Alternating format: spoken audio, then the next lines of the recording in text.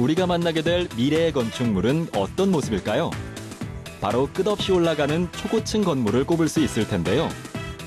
나노 제품을 사용한 강건한 구조와 고층에서도 기압과 온도가 적절하게 유지될 수 있는 시스템을 사용해서 앞으로는 건물 높이의 제한이 없어질 것으로 예상됩니다. 그리고 이제는 지상 공간을 넘어 지하 공간도 활발히 사용하게 될 것으로 보이는데요. 건설비와 난방비 등의 비용을 낮출 수 있고 안보에도 유리해 더욱더 각광받는 미래의 공간이 될 것으로 보입니다. 또한 이러한 건축물을 만드는 데 사용될 콘크리트도 새롭게 변화하고 있는데요. 높은 내구성과 강도뿐 아니라 부식이 발생하면 스스로 결함까지 해결하는 똑똑한 콘크리트가 개발됐다고 합니다. 공간의 제약에서 벗어나 상상 그 이상의 현실을 보여줄 미래 건축. 그 현장을 과학 미래를 열다에서 확인하시기 바랍니다.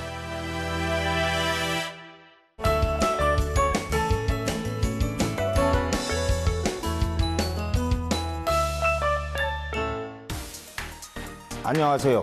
과학 미래를 열다 이종호입니다. 오늘은 생활의 기본이라 할 수 있는 의식주의 하나인 주거에 대해서 알아볼 텐데요. 미래의 주거는 정말 상상할 수 없을 정도로 발전 중입니다. 그리고 이들은 모두 과학을 기반으로 하는데요.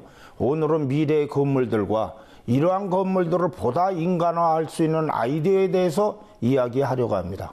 그럼 지금부터 과학이 주거 및 건축 분야에서 어떠한 변화를 일으킬 수 있을지 알아보도록 하겠습니다.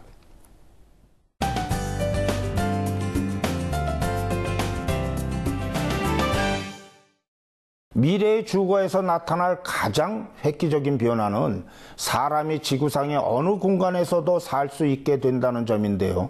그러한 공간 중 하나가 바로 끝도 없이 올라가는 초고층 건물입니다.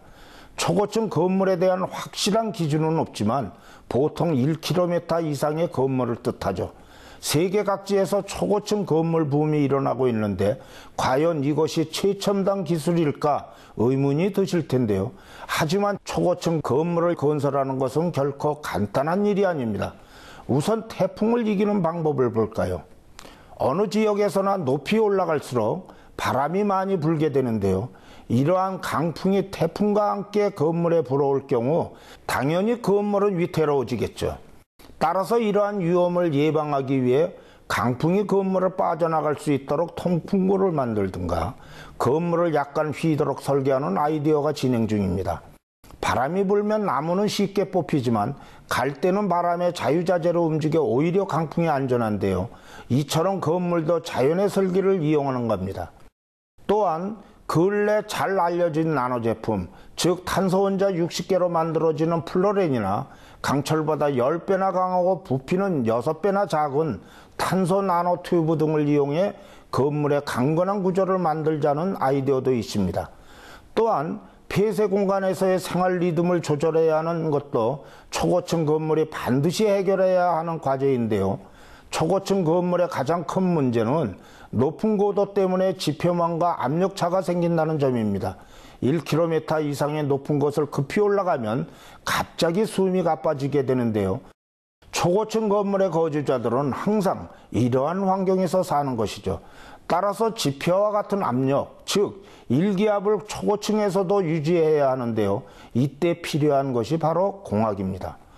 고층에서도 일기압이 유지될 수 있게 기압 조절 시스템을 가동시켜야 하는 것이죠. 이처럼 기압 유지가 중요한 만큼 기온차 또한 줄이는 것이 중요합니다.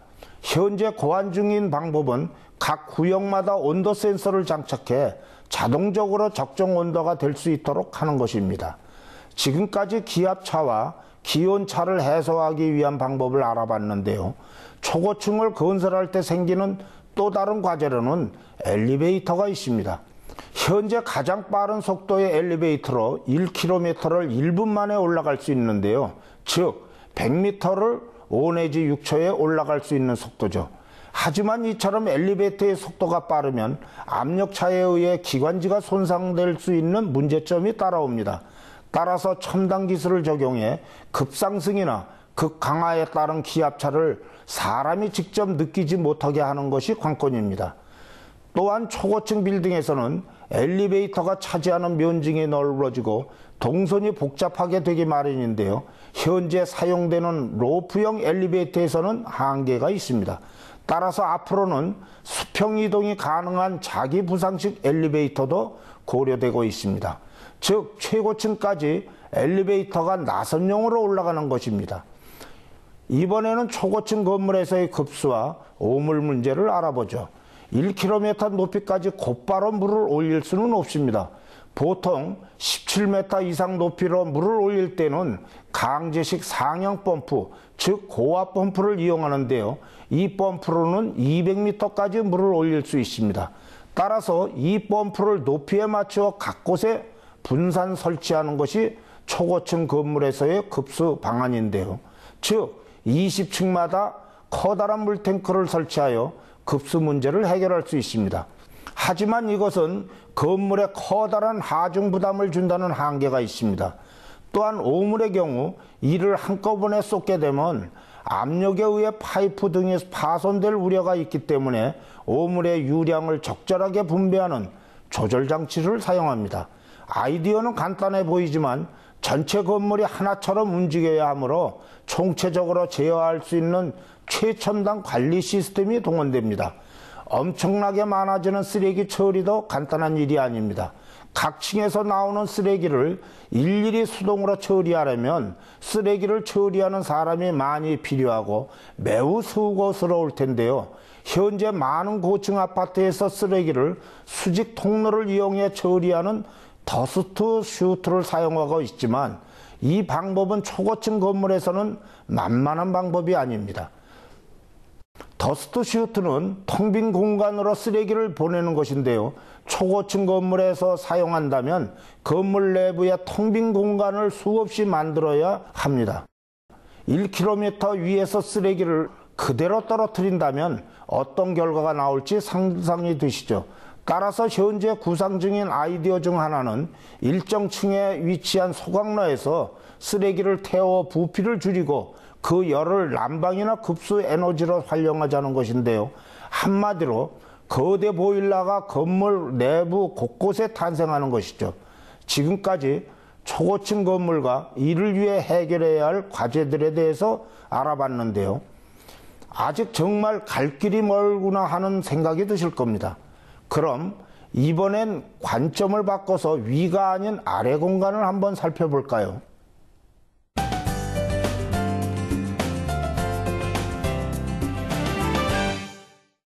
2030년에는 세계 인구의 60%가 도시에서 살아갈 것이라고 전망되는데요.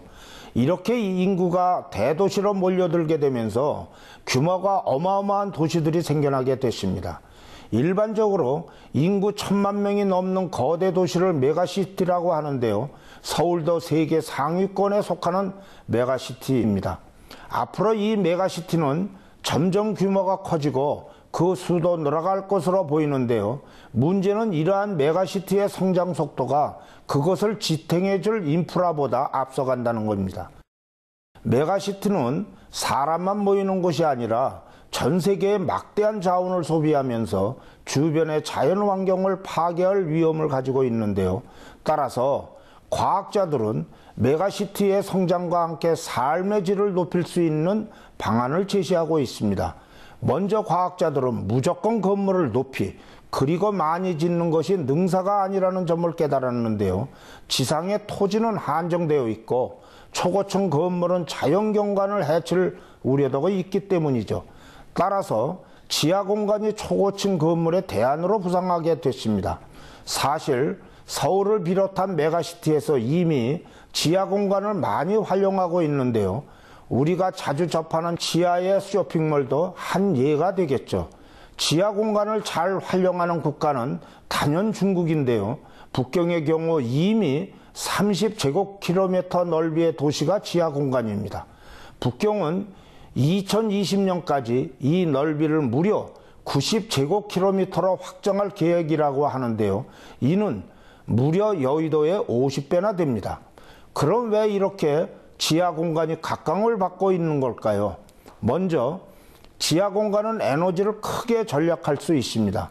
지하로 내려갈수록 지중 온도가 높아지므로 난방 소요 부하가 크지 않습니다. 또한 지하 공간에서는 에너지뿐 아니라 건설비도 절약할 수 있는데요. 초고층 건물은 새로운 층을 쌓는다는 개념이지만 지하 공간은 땅을 판다는 개념이기 때문에 당연히 훨씬 비용이 적게 들겠죠.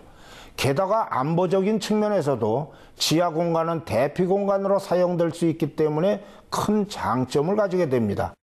이뿐 아니라 지하 공간은 전자파 방해가 적고 도난당할 위험이 낮으며 해충 등에 의한 피해가 드물다는 장점도 있는데요.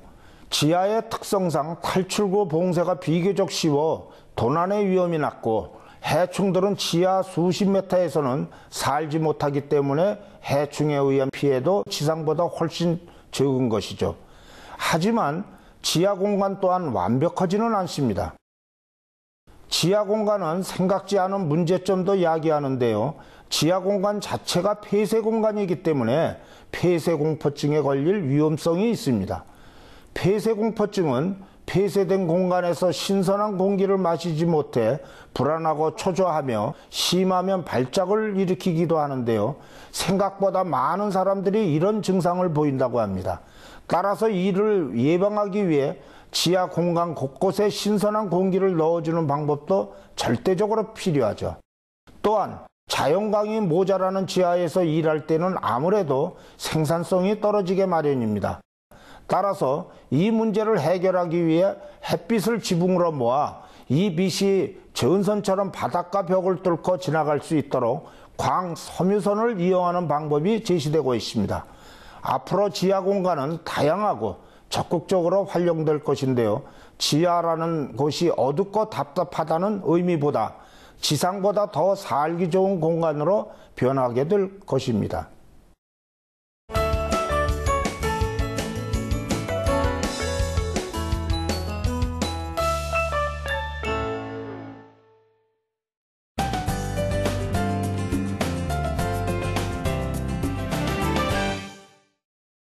이번에는 좀 더 세부적인 건축 자재에 대해서 살펴보도록 하겠습니다. 19세기 중순까지만 해도 기본 건축 자재는 돌이나 벽돌, 나무가 전부였는데요. 이후 도시에서 시멘트를 사용하게 되면서 콘크리트 건물이 등장하게 됩니다. 시멘트는 기존 건축 재료인 흙벽돌과는 전혀 다른 개념의 건축 재료인데요. 점토가 주성분인 흙벽돌은 물을 섞으면 입자 속의 빈 공간이 없어지면서 밀도가 높아지고 물이 증발하면서 입자들이 단단해집니다. 하지만 시멘트는 물과 결합하면 강도가 높아지는 칼슘 실리케이트라는 전혀 다른 새로운 물질을 형성하는데요. 시멘트가 세월이 지나갈수록 단단해지는 것은 시멘트가 굳어진 뒤에도 계속적인 결합작용이 일어나 칼슘 실리케이트의 양이 늘어나기 때문입니다. 따라서 콘크리트의 수명은 대체로 150년 정도가 될 것으로 예상하고 있죠. 그런데 거주 공간의 개념이 변하면서 이제는 이러한 콘크리트의 성능을 더욱 극대화하는 작업이 필요하게 됐는데요. 현재 학자들이 심혈을 기울여 개발하고 있는 분야는 기존 콘크리트보다 더 진보한 고성능 콘크리트입니다. 고성능 콘크리트는 기존 콘크리트보다 강도와 내구성이 높은데요. 즉 재료가 분리되지 않고 초기 강도가 높아 체적 안정성을 띠게 되며 특히 열악한 환경에서도 수명이 높습니다. 그리고 또 한 가지 학자들이 심혈을 기울이고 있는 분야가 바로 생각하는 콘크리트인데요. 어떻게 콘크리트라는 물질이 생각을 할까 의아하실 겁니다. 생각하는 콘크리트란 시공이 불량하더라도 콘크리트가 알아서 직접 결함을 해결하는 콘크리트를 말하는데요. 원리는 생각보다 간단합니다. 지름이 10나노미터인 매우 가는 미소 섬유에 방부제인 칼슘 질산염을 넣고 폴리올이라는 화학물질로 봉하기만 하면 되는 것이죠. 폴리올은 고분자 화학물로서 건축물 단열재로 사용하는 접착제나 냉동 컨테이너 등의 경질품 등을 만드는 원료인데요. 이렇게 만든 섬유를 콘크리트에 섞어주면 콘크리트 속에서 부식이 일어나도 끄떡없습니다. 부식이 일어나면 폴리올이 녹아 섬유 속에 방부제가 흘러나오면서 철근을 덮어주기 때문이죠. 결국 재료 스스로가 부식을 막아주는 똑똑한 콘크리트가 되는 것입니다. 또한 콘크리트로 건물을 만들 때 여러 가지 이유로 금이 가는 경우가 종종 있는데요. 이것은 매우 위험한 일이죠. 그래서 학자들이 또 한 가지 기발한 아이디어를 도출했는데요. 그것은 바로 콘크리트에 고분자량 화합물이자 치과용 접착제로 사용되는 메틸메타크라레이트를 채운 섬유를 섞어주는 겁니다. 이러한 섬유를 채운 콘크리트는 콘크리트에 금이 가기 시작한다 해도 접착성이 좋은 메틸메타크라레이트가 저절로 갈라진 틈을 감싸주게 되죠. 따라서 콘크리트가 스스로 결함 부분을 보완하니 각종 건물 사고가 줄어들게 됩니다. 이렇게 똑똑한 콘크리트는 현재 일부에서 사용되고 있지만 높은 비용 때문에 사용하기는 쉽지 않은데요. 이러한 콘크리트들이 저렴하게 공급돼 누구나 안심하고 건물을 지을 수 있으면 하는 바람입니다. 또한 현대인들이 중요하게 생각하는 것 중 하나가 바로 친환경적인 공간인데요. 그동안 무분별하게 자원을 남용하고 폐기했기 때문에 지구가 몸살을 앓고 있죠. 그리고 이러한 현상에는 콘크리트도 한몫을 하고 있는데요. 일반 콘크리트의 재료로 보통 포틀랜드 시멘트가 사용되는데 이것은 가루로 만든 석회석과 진흙, 모래를 석탄이나 기름 등의 화석연료로 가열해 탄생합니다. 여기서 문제는 1톤의 시멘트를 만들기 위해 무려 65만 킬로그램의 이산화탄소가 발생한다는 것인데요. 전 세계적으로 연간 28억 톤의 시멘트가 생산되는데 이 과정에서 지구 전체 이산화탄소 배출량의 약 5%가 발생하게 됩니다. 즉 지구온난화의 근본적인 이유가 되는 이산화탄소의 배출이 바로 이 시멘트 생산에서 매우 많이 발생한다는 것이죠. 따라서 이산화탄소를 저감하면서 시멘트를 생산해야 하는데요. 학자들은 시멘트 1톤당 적어도 100kg의 이산화탄소를 흡수해야 하며 이것이 가능하다고 예상하고 있습니다. 탄소 함량이 많은 석회석 대신 물과 마그네슘 가루를 섞어주면 그것이 가능한데요. 시멘트가 굳어지는 과정에서 마그네슘이 공기 중에 탄소를 잡아 카보나이트 같은 흡착성 광물을 만들어 이산화탄소를 오히려 흡수하게 되는 것이죠. 지금까지 새롭게 발전한 콘크리트에 대해서 알아봤는데요. 앞으로 상용화돼 세계 건축 역사에 또 하나 새로운 획을 긋길 기대해 보겠습니다.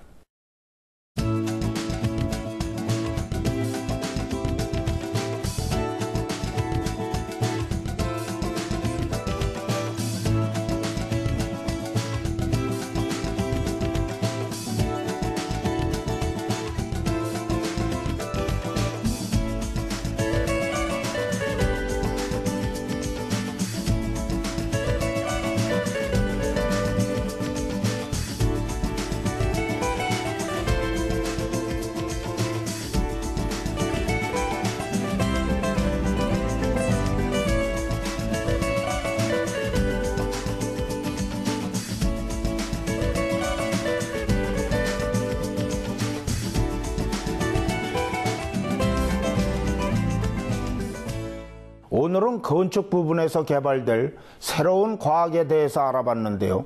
앞으로도 과학은 무궁무진한 가능성으로 우리의 주거 생활에 침투해 더욱더 많은 것을 변화시킬 것으로 보입니다. 건축도 또 하나의 과학이라는 사실을 기억하면서 앞으로 과학과 함께 건축사가 어떻게 변할지 많은 관심 부탁드립니다. 과학 미래를 열다 함께 해주신 여러분 고맙습니다.